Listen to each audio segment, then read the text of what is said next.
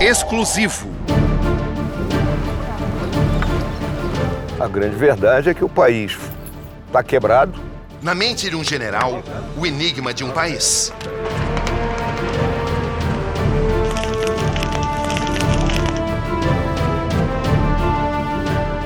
E seus próprios dilemas. A nossa democracia está 100% segura? A disciplina de um militar, que não o impede, muitas vezes, de avançar.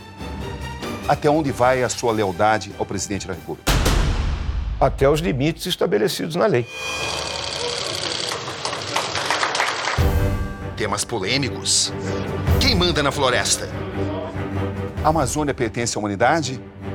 Não, a Amazônia pertence ao Brasil e aos países também que fazem parte dessa grande área, né? A invasão da Amazônia é um delírio? Mitos? Lendas? Não é uma fantasia. Não é uma fantasia. 20% da água doce do mundo está aqui. A defesa do chefe. Até onde vai sua lealdade? Tem que deixar o presidente trabalhar. Homem de posturas surpreendentes. Nosso sistema prisional ou é uma masmorra, tá? Ou então é uma colônia de férias. A relação Brasil-Estados Unidos. Estamos obedientes demais ao tio Sam? Submissos? Não vejo submissão aos Estados Unidos. O que eu vejo é um alinhamento, né, de percepção sobre o que ocorre no mundo de hoje entre o presidente Trump e o presidente Bolsonaro. Os fantasmas que rondam o Planalto. A começar pelo do Queiroz. Não estaria faltando uma certa transparência nesse caso? Não, eu vejo que é um problema do sistema judiciário, né? O fantasma do desemprego. O desemprego vem caindo, né? Vem caindo a taxas, digamos assim, pequenas. Pela reforma da sociedade brasileira, pela justiça social. Um tema espinhoso. Prática da tortura foi um erro, general? A tortura, ela é inadmissível. Quem é, afinal de contas, o homem apontado como o maior responsável pelas torturas do doicode durante a ditadura militar, que no Exército é chamada de regime militar? Pela memória do coronel Carlos Alberto Brilhante Ustra, o pavor de Dilma Rousseff. O coronel Ustra, para a esquerda, um símbolo da tortura. E para o senhor? O coronel Ustra foi meu comandante quando eu era tenente. E esse período foi mesmo o resultado de um golpe? Na minha visão, foi uma contra-golpe, uma contra-revolução. Apresento aos senhores um novo Brasil. Olhares atentos ao discurso do presidente Bolsonaro na ONU. Palavras duras. Questionaram aquilo que nos é mais sagrado, a nossa soberania. O Brasil entre o fogo e a frigideira. Nossa soberania está sob ameaça? Algumas teses que têm sido levadas a fóruns internacionais sobre algo que se chama de soberania limitada. As chamas tomam conta das matas. Qual a responsabilidade do governo a quem o general representa? Nessa época do ano, o clima seco e os ventos favorecem queimadas espontâneas e também as criminosas. E no fogo cruzado, entre a polícia e os bandidos, como fica a população indefesa? É um cenário de guerra. Estamos errando, general? O Rio de Janeiro vive uma guerra, assim como outros lugares do país, e a guerra do narcotráfico.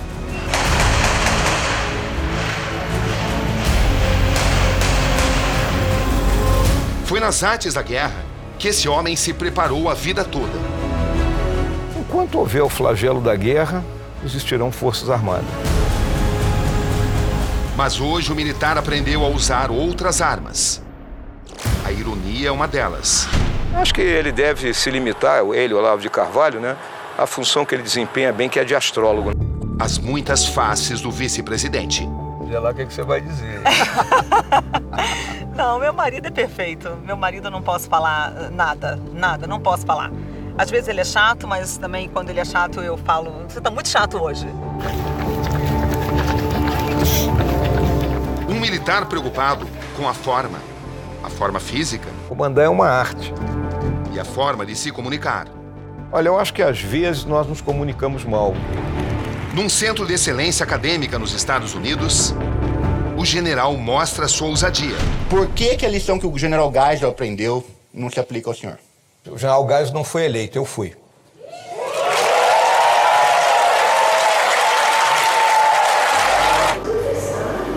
Os limites do universo da vice-presidência. O capitão na visão do general. Quem era Jair Bolsonaro, então? Um jovem capitão, né, 2 anos mais novo do que eu, mas já com uma participação política, porque no ano anterior ele tinha publicado um artigo na última página de uma revista. Que foi polêmico? Extremamente polêmico, né? Arriba. Longe da floresta, o general ainda se inspira nela. Posso lembrar da Amazônia, onde o pôr do sol significa apenas o início de uma nova jornada. A figura de um animal nobre em diferentes tempos. Bom dia aí, pessoal. Ei, Marco, tudo bom? O cavalo na rotina do general. Para ele, hoje, símbolo de um compromisso. O que mudou na época em que o presidente militar considerava o cheiro do animal melhor do que o do povo? Faço um alongamento com o cavalo, aí trote, galope. São outros tempos. Bora, tá previsto. Bora, toca. E o general sabe disso. Olha, a família é a célula máter de qualquer sociedade. E para a família, qual o preço do poder? Muito alto. Muito alto.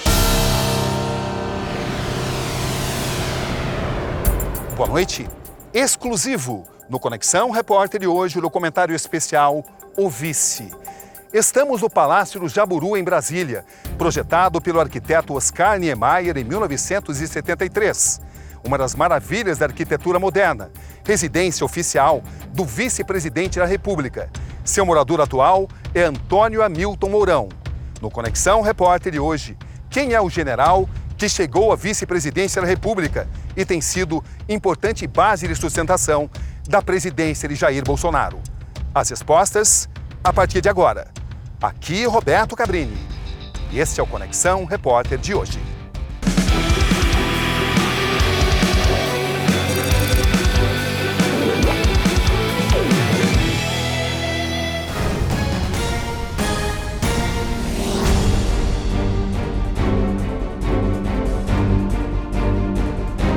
Final de setembro na capital federal, 9h30 da manhã. Estou caminhando no principal centro nervoso do poder aqui em Brasília, as dependências do Palácio do Planalto. Meu destino, esse prédio, o Anexo 2. Ali dentro está à minha espera o vice-presidente da República, Antônio Hamilton Mourão. Não faltam perguntas a ele. Aqui vamos conversar por 2 dias com o general Hamilton Mourão, que nasceu no Sul, morou no norte do Brasil e agora está no centro do poder. Essa é a nossa bandeira. Major, Tudo bem? tudo pronto? O presente está pronto? Vai, tudo bem? Vai guardar Bom o dia. som lá. Podemos ir então? Podemos ir. Obrigado. Gentileza. Obrigado. Com licença. Com licença. Bom dia. Como vai, general? Tudo bem? Bom dia, tudo bom? Como vai, tudo bom? Obrigado por me receber. Como Nada, vai, que senhor? isso. Tudo bem? Nada, tudo tranquilo, Tudo bom? graças a Deus, 100%. Vejo que o senhor está bem. Graças a Deus. Vamos começar? Vamos lá.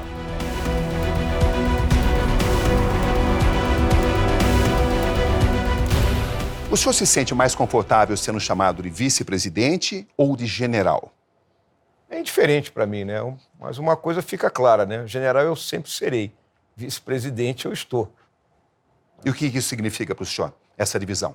Olha, significa que eu estou cumprindo uma tarefa transitória, não é? Como vice-presidente do presidente Bolsonaro, não é? Durante esse primeiro período de governo dele, e caso ele seja candidato à reeleição e seja reeleito, queira que eu continue a acompanhá-lo. É o nosso primeiro recado. Não ao ódio. Hamilton Mourão substituiu o presidente Bolsonaro 34 vezes, 37 à frente do governo. Mourão assumiu enquanto o presidente estava em missões oficiais, fora do país, ou se recuperava de cirurgias. General, como é a presidência vista do lado de dentro? O que é que o senhor imaginava antes? O que é que o senhor, de fato, encontrou? Qual é o tamanho do poder de um presidente, mesmo em exercício? Olha, o presidente ele é extremamente limitado, né? Ele é limitado na sua capacidade decisória pelo próprio sistema de equilíbrio entre os poderes, né? Que é uma característica do sistema democrático. Ele é limitado pelo que a Constituição define quais são as tarefas do presidente. E o presidente interino, né, nas minhas interinidades, eu sempre faço questão de não atravessar a linha da bola, como se diz no jogo de polo. Mesmo assim, o senhor tem as suas próprias opiniões. Como é que o senhor faz para conviver tendo as suas próprias opiniões e, ao mesmo tempo, mantendo uma lealdade? Isso se chama disciplina intelectual, Roberto. Então, se tem alguma coisa que eu acho que não está indo da forma que eu julgo que seja melhor, eu falo ao presidente. Mas uma vez que o presidente tome uma decisão, independente de eu gostar ou não, será a decisão que eu vou cumprir. O senhor tem mais concordado ou mais discordado do presidente? Eu concordo com a imensa maioria da maneira que o presidente conduz a nossa nação. Do que o senhor discorda? Aí eu me reservo a falar só para ele. O país não ganharia com a sua opinião, com a sua avaliação? Em absoluto, porque isso é uma questão de lealdade. Quando vemos a tragédia da morte de uma criança de 8 anos de idade... Hamilton Mourão é considerado hoje uma voz moderada, num regime que muitos classificam de extrema-direita.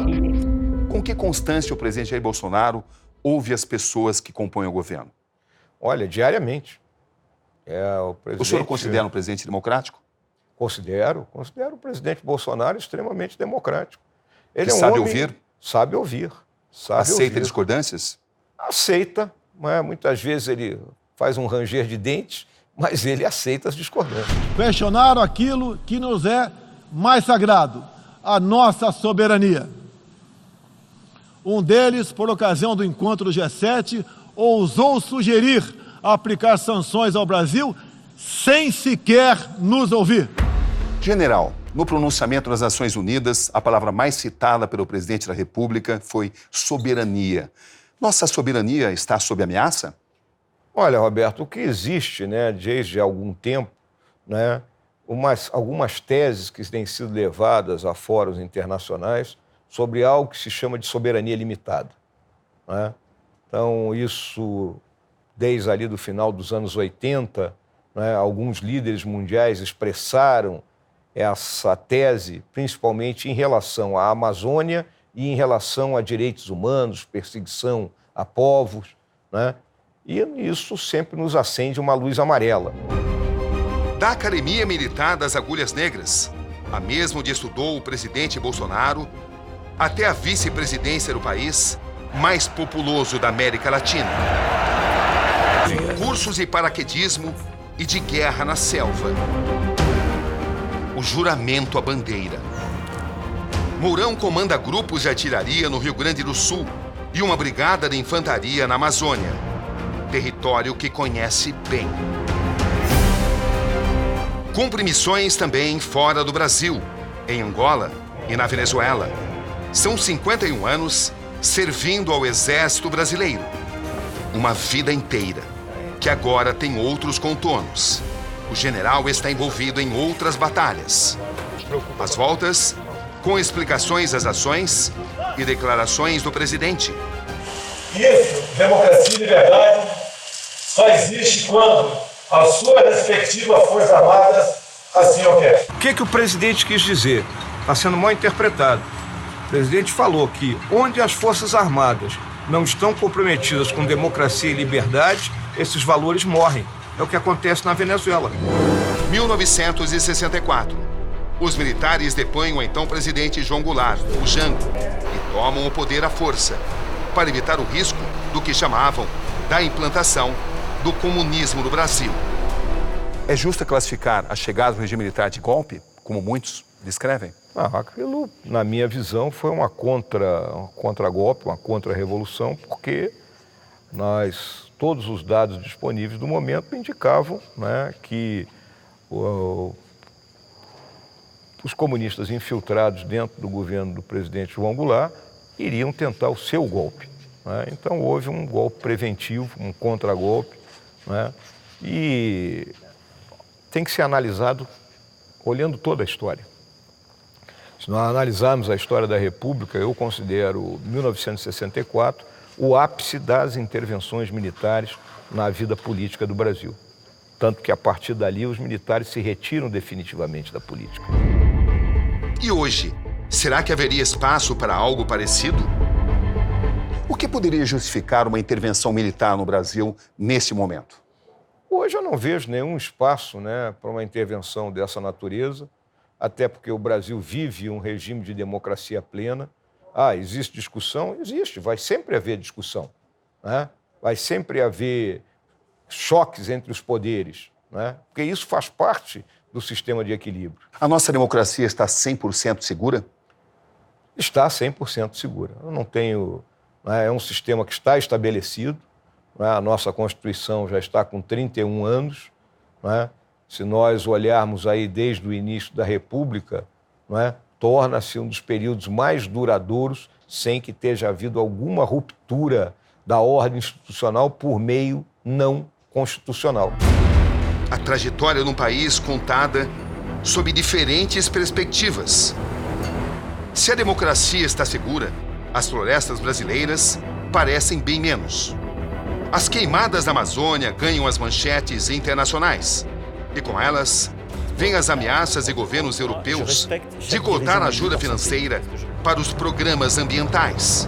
Mais uma vez, um país dividido em suas percepções. A Amazônia, não vou dizer que foi esquecida, ela foi usada politicamente, acho que desde Collor de Mello, mais ou menos, tá certo? Para cá, de modo que o que Macron acabou de dizer, que a internacionalização da Amazônia está em aberto, tá?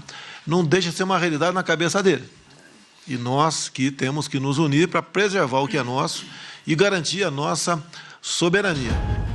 Nas Nações Unidas, o presidente Bolsonaro sobe o tom. Apresento aos senhores um novo Brasil. Os ataques sensacionalistas que sofremos por grande parte da mídia internacional devido aos focos de incêndio na Amazônia despertaram nosso sentimento patriótico. Para muitas pessoas foi um pronunciamento agressivo, o presidente classificou de contundente. Muitos esperavam um pronunciamento mais conciliador.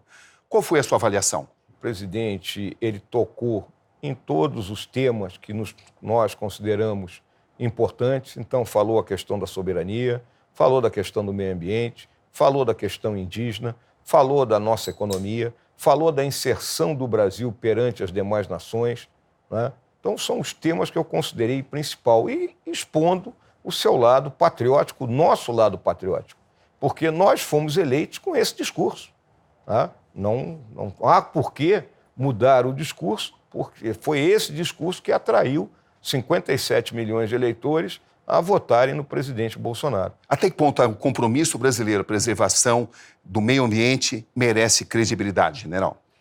Olha, nós temos a legislação ambiental das mais adiantadas do mundo, se não for a mais adiantada, Cabrini. Mais da metade da Amazônia já é área protegida. Ou é área de proteção ambiental ou é terra indígena, né? Onde não pode haver, né, nenhum tipo de devastação. Se ocorre, compete às autoridades, e aí nós não podemos esquecer dos governos estaduais, que têm responsabilidade nisso aí, e ao governo federal de coibir que esses fatos ocorram. Com a experiência de quem conhece regiões inóspitas do Brasil, o general apresenta seus argumentos. Porque, de um modo geral, a comunidade internacional não acredita no compromisso brasileiro em relação à preservação da Amazônia? Olha, porque existe muita desinformação a respeito, né? A pessoa tem que percorrer realmente a Amazônia, né? Uma coisa são aquelas áreas, né, e aí a gente dá a mão à palmatória, obviamente, onde houve o choque da fronteira agrícola, né, e onde houve a penetração, digamos assim, de pessoas que vieram do centro-sul do país para se estabelecer, né? E lá chegaram, não foi agora, chegaram no final dos anos 60 e início dos anos 70. Então eu falo especificamente ali do sudeste do Pará, né? A região hoje da 163 ali na direção de Altamira e mais o sul do Amazonas ali entre o Humaitá e Apuí, né? Então aí há vamos dizer, há um choque, aquilo que em determinado momento se chamou de arco de fogo, né? E essa imagem é que é passada. Mas até que ponto o país fez o suficiente para combater as queimadas? Olha, o combate... O mundo não acredita nisso. Pois é, mas acontece, o mundo tem que entender a amplitude e a vastidão do que é a Amazônia, né? A Amazônia, só em termos de área protegida, vamos colocar aí que esteja lá dentro aí em torno de 1.600.000 quilômetros quadrados. Isso é quase uma Europa inteira, né? Então, não é simples, né? Não é única e exclusivamente uma meia dúzia de fotos de satélite que vai te dar, né, a realidade do que está acontecendo no terreno, e mais ainda, você tem que ter a capacidade de chegar naquele terreno. Para muitos, as posições brasileiras têm provocado um isolamento internacional. Como é que o senhor enxerga essa questão? Eu não vejo esse isolamento, né? Eu viajei no primeiro semestre para os Estados Unidos, para a China, né?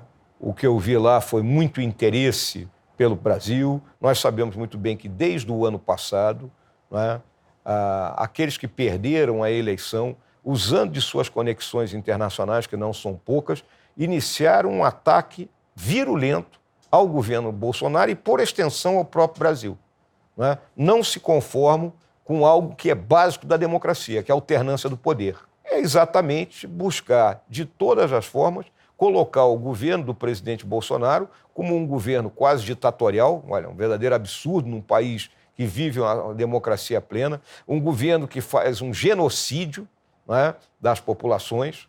Onde é que tem genocídio aqui no Brasil? Muito pelo contrário, a taxa de homicídios no país caiu 20% ao longo do primeiro semestre desse ano. E no meio de toda a fumaça, a velha discussão entre esquerda e direita ressurge. Em primeiro lugar, eu quero dizer que eu estou constrangido. Tem um nome que entrará para a história nessa data. A polarização. Como é que o senhor descreveria essas conexões internacionais que promoveriam esse ataque? Olha, Cabrini, a esquerda, né, ela tem suas conexões desde o tempo do falecido Movimento Comunista Internacional, né? Sempre teve seus agentes de influência, seus agentes de apoio, e eles continuam aí, seja infiltrados na intelectualidade, seja dentro da imprensa internacional. Mas, general, será que nós não estaríamos às voltas com antigos fantasmas dos anos 70, como, por exemplo, a guerra contra o comunismo, como, por exemplo, a guerra contra a política externa de Cuba ou, atualmente, da Venezuela? Nós não estaríamos ressuscitando antigos fantasmas? Não, nós não estamos ressuscitando fantasmas, né? Eu estou apenas colocando aqui para ti a forma como esse pessoal age usando suas conexões. Em relação a Cuba... Mas até que ponto isso é uma ameaça real, general? A ameaça real, ela existe, né? A ameaça está colocada aí. Em nenhum momento, desde o dia 1º de janeiro, aliás, desde o momento que nós fomos eleitos, nós tivemos alguma trégua. Já imaginava que seria assim? Olha, não imaginei que fosse com tal contundência, né, e com tal virulência os ataques que são feitos à pessoa do presidente Bolsonaro. Mas não tem faltado uma certa habilidade ao presidente? Não acho que tenha faltado uma certa habilidade ao presidente. Eu acho que tem que deixar o presidente trabalhar. A crítica existe e deve existir, construtiva. Mas o que nós vemos aqui, 70% da crítica que é feita é uma crítica destrutiva.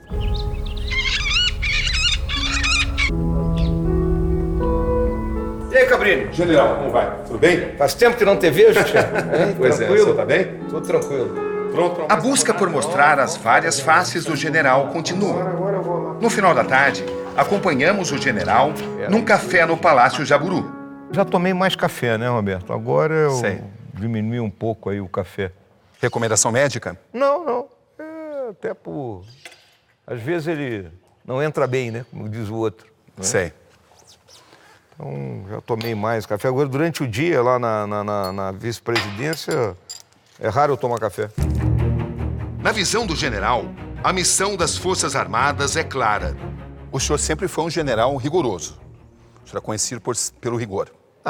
Vamos olhar o que vem a ser o rigoroso, né? O que eu sempre fiz questão de deixar claro para os meus subordinados é que exércitos existem para lutar e vencer as guerras que a nação tiver que travar. Então nós temos que estar pronto para isso. Para estar pronto para isso, nós temos que estar preparado fisicamente, tecnicamente e psicologicamente. Era isso que eu exigia. Matar ou morrer? Mais ou menos por aí. De preferência, matar o inimigo, né?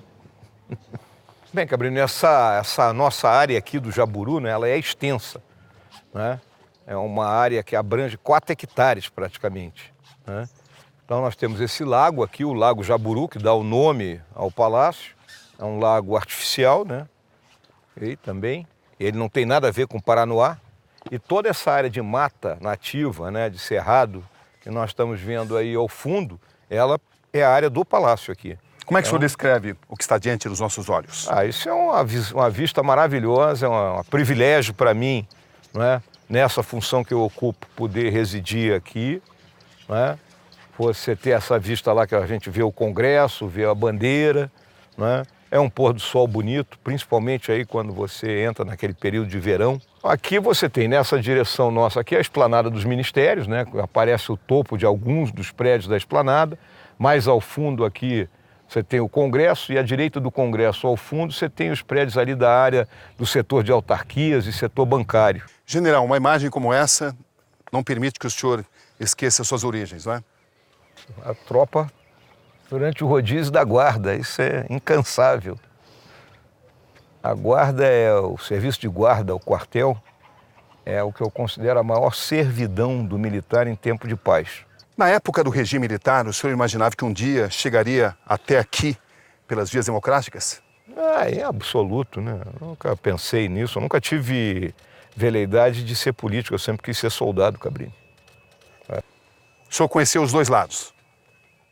Porque o que acontece, à medida que você vai adquirindo experiência, né, você vai convivendo com diferentes tipos de pessoas, né, você começa a enxergar outras realidades, né, não só aquela realidade que você estava acostumado. É uma questão de percepção isso. General, o poder é solitário? Para os que querem, né? Para o senhor? Não, para mim não é. E aquela história, o decisor, aquele que tem que tomar a decisão dele sempre será solitária. O poder deslumbra? Aqueles que são deslumbrados ficam deslumbrados de qualquer forma, né? Agora, quem tem os pés no chão não se deslumbra pelo poder. A vista do Palácio Jaburu, por mais bonita que seja, não vai além do horizonte garantido pela Constituição. E o general sabe disso. O que é que o senhor aprendeu aqui sobre o poder, estando no lado de dentro dele? Que ele tem que ser exercido, não é? De forma ponderada, de forma criteriosa e buscando sempre aquilo que é o interesse de qualquer governante, o bem comum da sua população. Seu momento mais desafiador? Ter consciência das minhas limitações, não é? E principalmente, né, ter o bom senso de fornecer bons conselhos ao nosso presidente. O Exército venera duas qualidades, a disciplina e a hierarquia. O senhor imaginava que um dia seria comandado pelo seu capitão? A realidade é a seguinte, eu e o Bolsonaro pertencemos à mesma geração, né? O senhor conhecia? Eu conheci, fomos capitães juntos, né? Temos 2 turmas de diferença, e o Bolsonaro saiu do Exército há mais de 30 anos, né? Em 1988 ele foi eleito vereador e a partir dali ele saiu do Exército. A partir do momento, então, que ele se tornou deputado federal, né, ele já ficou com vamos colocar uma hierarquia acima da minha, desde aquele momento. Eu era major, ele era deputado. Essa é a Paula, minha esposa. Tudo bem, meu amor? Como vai? Tudo bem? Muito prazer. Tudo bom? Tudo bem? Como é o general como marido?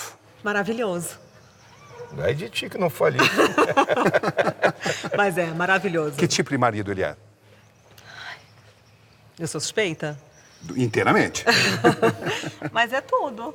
Tudo. Vocês se conheceram no Exército? Sim, no quartel. O que será que mudou na vida da família depois de subir a rampa presidencial? O que mudou no general depois que ele veio para o poder? Nada. Nada? Em absoluto. É possível isso, não mudar nada? Completamente. Não mudou nada.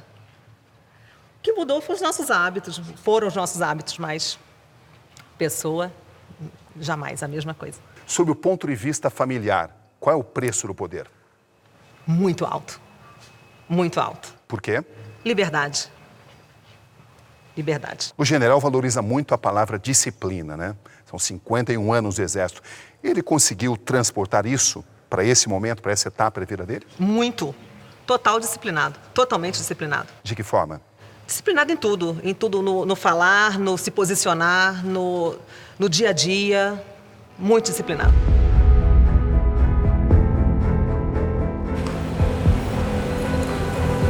É o segundo dia do nosso encontro com o General Mourão. Bom dia, general. Bom dia, tudo bem? Hoje vamos acompanhá-lo num terreno e sobre um animal que ele trata com bastante intimidade e carinho. Em primeiro lugar, o cavalo tem que ter, para um bom sol, ele tem que ter o pescoço musculoso. Né? Não pode ser demais. Né? Tem que ter, porque o pescoço é que dá o equilíbrio no cavalo. Né? As ancas, né? E a docilidade dele, né? Um cavalo que é inquieto. Essa aqui, de vez em quando, ela se assusta. Quando vem algum cavalo galopando para cima dela, ela se assusta. Bora, Itapevi, bora, toca. General, como é que o senhor define o momento atual do país? É um momento de mudança, né? O país precisa de reformas estruturais, né, para poder solucionar as dificuldades econômicas que nós estamos vivendo, né? E precisa também reformas administrativas, né? E no futuro uma reforma política. O senhor acha que nós vamos atingir tudo isso que o país precisa? Nós temos que atingir, nós temos. General, as pessoas que o conhecem bem elogiam muito a sua capacidade de evoluir, de mudar, inclusive, conceitos. Algumas frases são atribuídas ao senhor que podem ser verdadeiras, outras não são verdadeiras. E em alguns conceitos o senhor mudou, inclusive, de opinião. O senhor, por exemplo, falou de fato que os índios brasileiros são indolentes? O senhor chegou a falar isso? Isso é uma questão dos índios brasileiros. Isso aí é que, se você estuda a formação da nossa nacionalidade por meio daqueles que produziram livros a respeito, como Gilberto Freire, como Sérgio Buarque de Holanda, né?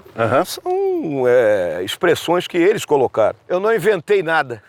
Em algum momento o senhor chegou a defender que a Amazônia deveria ou poderia ser vendida? Em algum momento, jamais. Internet, como eu vou dizer, vamos vender a Amazônia. Como é que não vamos vender a Amazônia? Daquilo que o senhor falou, o que o senhor se arrepende, o que o senhor não falaria, o que o senhor gostaria de reproduzir novamente seu pensamento? O senhor mudou de ideia? O meu pensamento, ele não mudou. O meu pensamento, ele continua coerente com as ideias que eu tenho desde o começo da minha vida, né? O senhor se permite mudar de ideia às vezes? Não é questão de mudar de ideia. Você tem um núcleo, né? Vamos dizer assim, de ideais, né? Que você busca, né? E esse núcleo ele não variou em nenhum momento da minha vida.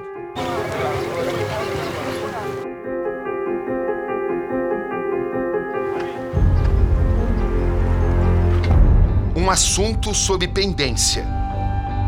O caso Queiroz. O presidente fala constantemente em luta contra a corrupção. Ele se elegeu combatendo a corrupção. Por outro lado, ele não conseguiu ainda superar o fantasma do caso Queiroz. Até quando isso vai nos assombrar? Essa questão do caso Queiroz afeta lá o Ministério Público do Rio de Janeiro, né, que vem investigando o assunto. E acredito que no momento que eles tiverem, né, vamos colocar assim, todas as provas fundamentadas, eles vão apresentar suas acusações, né? Ou seja, que siga-se o devido processo legal. 2016. Flávio Bolsonaro é então deputado estadual no Rio de Janeiro. O Ministério Público investiga a prática de rachadinha em seu gabinete. A suspeita é de que funcionários devolvem parte dos salários. Entre 2016 e 2017, o COAF, atual Unidade de Inteligência Financeira, identifica movimentações de cerca de R$1.200.000 nas contas do ex-assessor de Flávio, Fabrício Queiroz. Não estaria faltando uma certa transparência nesse caso? Porque esse caso vai se estendendo, não vai se resolvendo, a sociedade não vai tendo as respostas que desejaria. Não está faltando algo? Não, eu vejo que é um problema do sistema judiciário, né? É um problema do sistema, né? O sistema tem que, por meio aí da sua ala policial, investigar, né? Chegar ao Ministério Público, construir uma denúncia e entregar ao juiz. É isso que tem que acontecer, né? Agora, seria muito melhor que fosse mais rápido, né? Mas a gente sabe a lentidão com que se arrastam os processos aqui no nosso país. Mas quando o presidente tenta interferir em decisões da Polícia Federal, ele não afeta essa credibilidade com relação a uma possível transparência do caso Queiroz? Olha, quando o presidente tenta né, como fez a mudança lá do superintendente da Polícia Federal do Rio de Janeiro, não foi movido por questões particulares. Isso é que eu entendi. Né? Foi movido pelo modus operandi que aquela superintendência estava tendo em suas operações. O senhor aprovou essa ação do presidente? Interferir no Rio de Janeiro? Eu não tinha os elementos que o presidente tinha para decidir. Né? São assuntos que o presidente não discutiu comigo. Né? Mas, aquilo que eu te falei no começo aí da nossa conversa, né? Disciplina intelectual, é decisão dele, é decisão minha também. O Brasil precisa resolver o caso Queiroz ou não? Olha, eu acho o caso Queiroz de tão pouca importância, né? Vamos colocar assim, corrupção independe do valor, é corrupção com o mesmo nome. Mas nós temos casos aí, né, terrivelmente escabrosos, onde valores, né, extraordinários foram subtraídos, né, do governo e das empresas estatais que ainda estão perdurando, né? E o caso Queiroz é um caso que gira em torno de 1,2 milhão de reais, que nessa conjuntura é quase um troco. Né? O único problema é que ele, né, atinge um dos filhos do presidente da República, especificamente. O general e os filhos do presidente.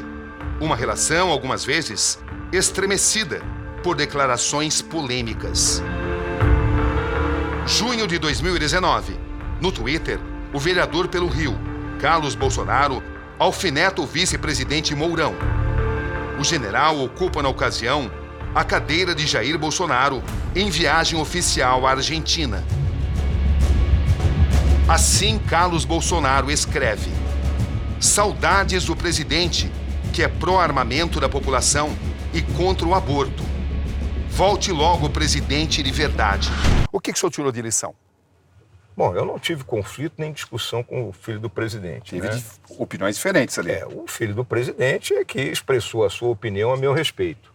Ele criticou, de certa forma, o senhor por ser não a favor do aborto, mas o senhor ser, assim, favorável ao aborto em certas circunstâncias, não é isso? Entre outras coisas. Né? Entre outras coisas. Quais são as suas discordâncias com Carlos Bolsonaro? Eu não conheço o pensamento do Carlos Bolsonaro, Cabrini. Eu nunca sentei para conversar com ele pessoalmente. Aquela frase dele chamou muita atenção, né? Puxa, que espera a volta do verdadeiro presidente quando ele estava na Argentina. Foi um pouco chocante aquilo, não foi? Não, mas eu não dou bola para isso. Vou te dizer exatamente por uma razão muito simples. Eu passei entre colégio militar e minha vida como cadete oficial do Exército, 51 anos, em um lugar, em uma profissão onde eu não podia ser aplaudido, mas também não podia ser vaiado. Quando eu vim para cá, tudo pode acontecer. Então tem gente que me aplaude, tem gente que me vaia. E eu olho isso de uma forma natural. Essa proximidade dos filhos do presidente com o poder é benéfica ou prejudicial ao país? Família é família, né, Roberto? Né? E o senhor concorda com tudo isso? A família do presidente é uma família que sempre foi unida, né? É um fato raro até você olhar, você tem famílias de políticos, mas não uma família onde o presidente tenha 3 filhos mais velhos, os 3 sejam políticos, né? Eu acho que a questão aí da família do presidente, ela se uniu mais ainda após o atentado que ele sofreu, né? Isso, um incidente dessa natureza, onde o patriarca quase morre, né, leva a que a família se una mais, se feche mais. O vice-presidente enfrenta também as suas próprias questões familiares. Falando em família, o senhor se sentiu prejudicado quando foi citada a ascensão do seu filho junto ao Banco do Brasil, numa diretoria importante? O senhor achou que foi injustiçado nisso? Olha, aquilo ali foi coisa que saiu de dentro de pessoal lá do banco, né, obviamente, né? Que nunca falaram nada quando ele foi prejudicado em inúmeras outras promoções, né? Então, aquilo é uma coisa normal. Meu filho tem 20 anos de Banco do Brasil, né? Tem todas as qualificações para o cargo que ele ocupa hoje. Um dos grandes desafios do governo é o desemprego. Mais de 12 milhões de pessoas continuam sem ocupação no Brasil. O presidente foi eleito prometendo vencer o desemprego, o que não se realizou até agora. Quando isso vai acontecer? É o que você acompanha a seguir, na continuação da reportagem especial O Vice.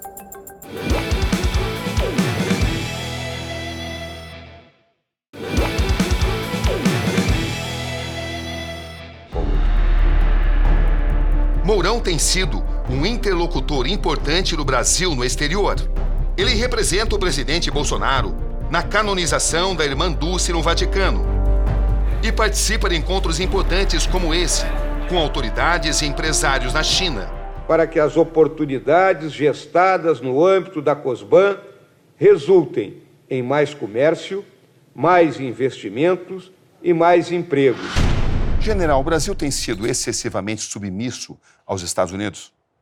Não vejo submissão aos Estados Unidos. O que eu vejo é um alinhamento, né, de percepção sobre o que ocorre no mundo de hoje entre o presidente Trump e o presidente Bolsonaro. É isso que eu vejo. O senhor enxerga isso como o caminho correto? Eu acho que é o seguinte, né, no mundo, né, não existe amizades eternas nem inimigos perpétuos.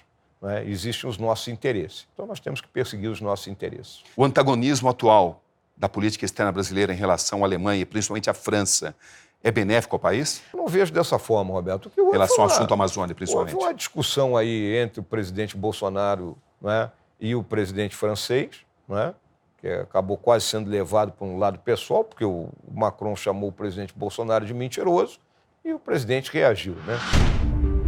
Outro tema que não para de trazer dores de cabeça para o governo: as revelações do site Intercept. Qual é a sua visão sobre essa questão polêmica? Aquilo é um crime continuado, não é? Que vem abastecendo aí determinada parte da nossa imprensa e que, na realidade, na minha visão, não revelou absolutamente nada de escandaloso. O senhor enxerga como crime? É um crime. Toda vez que você invade a conversa privada de outra pessoa, é crime. Até que ponto a sociedade teria o direito de saber dessas informações, desses encaminhamentos? Crimes não podem ser divulgados publicamente. Essa é a minha visão. Uma coisa, as senhoras e os senhores têm que ter plena certeza. Apesar do currículo de farda e de caserna, o general Mourão desponta como uma voz conciliatória, num governo criticado muitas vezes em suas ações, em seus pronunciamentos. Todos os anos nós sabemos que agosto, setembro e outubro é mês de seca e mês de queimada. General, o senhor é hoje uma das figuras mais populares do atual governo e aquela que tem mais trânsito, inclusive, junto à oposição. Como é que o senhor chegou a esse ponto? Olha, eu não vejo essa questão de popularidade, viu? O senhor conversa com todo mundo? Converso, é lógico. Eu considero que isso faz parte, né, da minha função. Já foi elogiado até pelo ex-presidente Lula? O Lula me elogiou, hein? Quando o senhor foi a favor que ele visitasse o neto que faleceu? Isso é uma questão de família, né? Claro. Questão de família. Mas ele elogiou o senhor? Família a gente tem que preservar. O que eu vejo, Cabrini, claramente é o seguinte, né? Nós temos que ouvir a todos, né? É isso que eu vejo, né? Então, já recebi aqui alguns representantes aí da oposição, né, que vieram expressar suas ideias, também eu ouço. Né? Algumas eu procuro rebater, outras não têm. São pensamentos totalmente e visões totalmente distintas de mundo. Mas nós temos que conversar. O senhor planeja se candidatar no futuro? Não, em absoluto, Roberto. Eu nunca tive veleidade de concorrer a um cargo público. Né? Eu, quando passei para a reserva ano passado, a minha visão era de ser presidente do Clube Militar, que eu fui eleito em maio do ano passado, assumi em junho, e no final de junho, 45 dias depois, fui chamado pelo presidente Bolsonaro para compor a chapa, né, para a eleição do ano passado. Foi a minha única, né, digamos assim, veleidade política. Um dos grandes desafios do governo é o desemprego. Mais de 12 milhões de pessoas continuam sem ocupação no Brasil. O presidente foi eleito prometendo vencer o desemprego, o que não se realizou até agora. Quando isso vai acontecer? O desemprego vem caindo, né? Vem caindo a taxas, digamos assim, pequenas, mas vem caindo. Ele já caiu aí em torno de 0,6%, né, ao longo desse primeiro semestre. Mas talvez em índices decepcionantes. Olhamos o mundo como um todo, né? O mundo vive um momento crítico na sua economia. Estados estão estagnados. General, como o senhor explica a falta de popularidade atual do presidente da República, mesmo com o avanço da reforma da Previdência? Olha, acho que isso é uma coisa meio dicotômica aí, né? A questão de popularidade do presidente da República está representada aí por algumas pesquisas de opinião, né? Eu não vou nem colocar em discussão a pesquisa, né? Também não vou entrar nesse detalhe. Mas ele tem um terço aí da população que está com ele. Né? Tem Não é pouco? Nesse primeiro momento, eu acho que não. Eu acho que ele tem que chegar a 2022 com mais da metade da população com ele. O senhor vê na trilha certa? Eu acho que está na trilha certa, porque nesse momento nós precisamos tomar medidas impopulares para colocar o país no trilho e botar a economia de volta andando. A saber? Tá? A própria reforma da Previdência, que mexe com privilégios, a questão tributária, que vai mexer com privilégios. Nós vamos ter que conversar muito a sério sobre a questão do funcionalismo público. Né? Muitos têm identificado uma falha na comunicação do governo. O senhor concorda com isso? Olha, eu acho que às vezes nós nos comunicamos mal. Um caso típico foi nesse problema do meio ambiente. Você mesmo até me perguntou por que não falou nos números. Né? Então, eu acho que muitas vezes a gente reage com o fígado, né, quando deveria reagir com a razão. O senhor tem consciência que, para boa parte da sociedade, a imagem do Coronel Ustra está ligada à tortura. Há algo que justifique a tortura? Tudo isso daqui a pouco, na continuação da reportagem especial O Vice.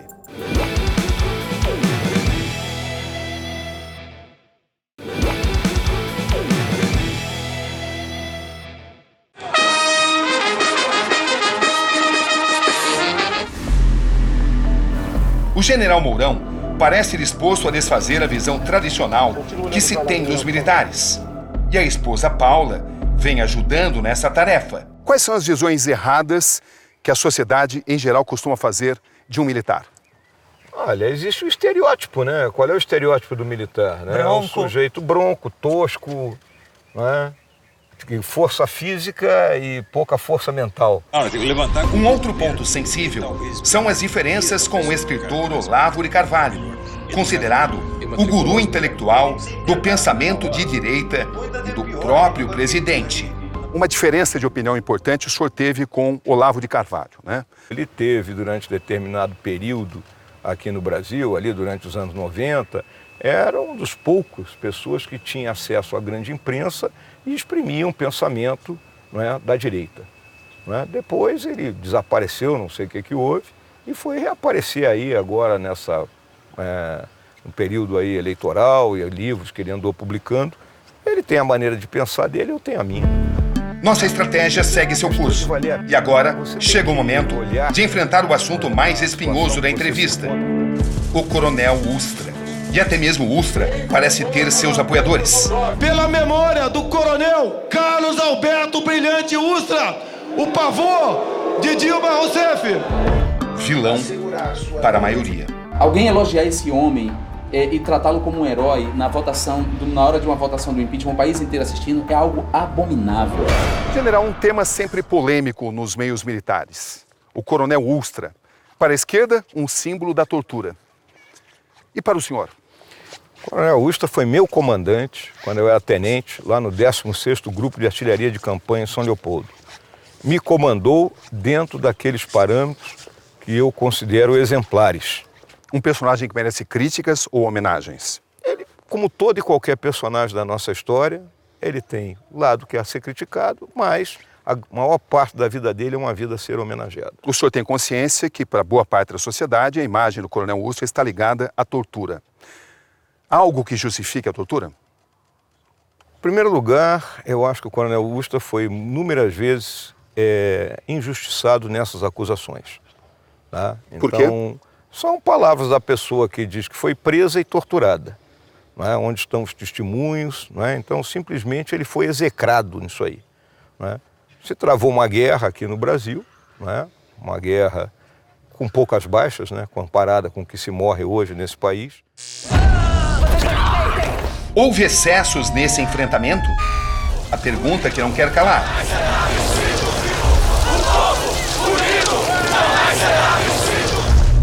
Atrás dessa resposta, eu fico frente a frente com personagens emblemáticos dos chamados porões da ditadura. Inclusive, o temido Major Curió, responsável por combater a guerrilha do Araguaia. Qual a missão das Forças Armadas, em particular do Exército Brasileiro? Defender a integridade, as instituições e a soberania da pátria. A qualquer custo? A qualquer custo. Isso inclui tortura? Não existe tortura, existe interrogatório. E qualquer interrogatório não pode ser com pão de ló. Até que ponto é possível defender o indefensável? O que pensa o general sobre a tortura? A prática da tortura foi um erro, general? A tortura, ela é inadmissível. É a única coisa que eu respondo.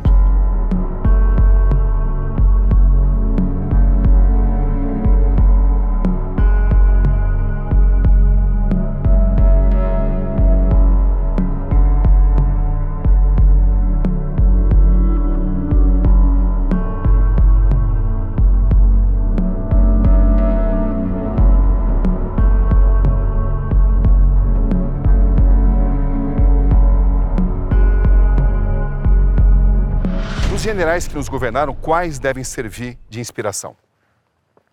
Olha, todos eles, cada um à sua maneira, né, deixaram um legado. Né? O presidente Qual o senhor mais admira? Eu admiro extremamente dois homens, o presidente Castelo Branco e o presidente Médici. Um gesto carregado de simbolismo. O ainda deputado Bolsonaro presta continência aos presidentes dos anos de chumbo. O que eles representam para o senhor? Representam amor à pátria. Como capitão, minha continência aos dois e aos outros três que não estão aí também. Que erros foram cometidos nessa época, na sua visão, general? Eu acho que, na minha visão, foi o excesso de estatização. Né? Houve uma visão de estatização, a criação de inúmeras empresas estatais que foram consideradas, digamos assim, indispensáveis para alavancar o progresso no Brasil e que, no final das contas, terminaram por se transformar nos cabides de emprego que hoje nós temos dificuldade de extinguir. Até que ponto seria realístico se pensar na possibilidade de uma invasão à Amazônia? Hoje pode parecer algo totalmente descartável, né? Mas daqui a 4, 5 anos pode não parecer. Vamos lembrar uma coisa, que o mundo vai começar a sofrer uma escassez cada vez maior: água. Não é uma fantasia? Não é uma fantasia. 20% da água doce do mundo está aqui. E é algo que é estudado profundamente dentro das forças militares? Sim, a gente tem que estar aberto a todas as possibilidades, né? Nos seus 51 anos, com certeza, o senhor conversou muitas vezes sobre isso. Sim, a partir do momento que você entra no nível estratégico da força, você começa a discutir essas questões que são questões estratégicas. Esse é o vice. Esse é o general. Com seus enigmas, suas convicções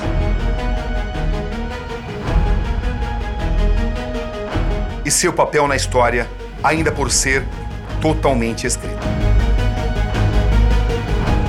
Até que ponto o país pode ser unido nos seus extremos? O senhor acha possível isso? Eu acho que todos, né, têm plenas condições aqui de entender qual é a determinação do governo do presidente Bolsonaro. É óbvio que alguns, né, discordam de alguma maneira da nossa forma de pensar, mas eu vejo que o país não vai ficar desunido por causa disso. É um momento de pacificação ou de antagonismo? O país está pacificado, eu vejo, né, que existe muita exploração de coisas que não estão ocorrendo. Foi muito satisfatório e muito prazeroso passar esse tempo com o senhor. Muito obrigado. Tá? Um abração, foi muito bom também. Tá, Pevi? Vamos tirar o microfone aqui, Cabrini? Vamos lá.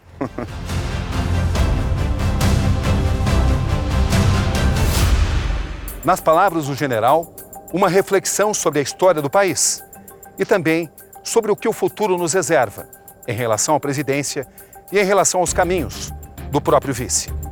Aqui, Roberto Cabrini. E esse foi o Conexão Repórter de hoje. Boa noite.